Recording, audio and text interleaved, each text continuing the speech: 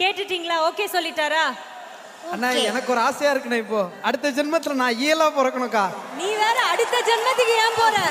இப்பவே ஒரு 30 வருஷம் பின்னாடி போய் அந்த 8 வயசு குழந்தையா இருக்க கூடாதான்னு என் மனசு ஏங்குது. அழகா தோல்ல கை வச்சு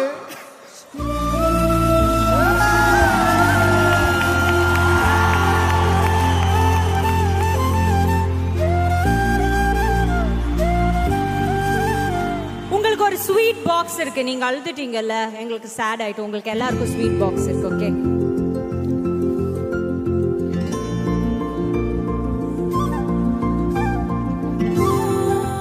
thank you Janani, thank you Matthew, and thank you Yal, thank you Vijay sir.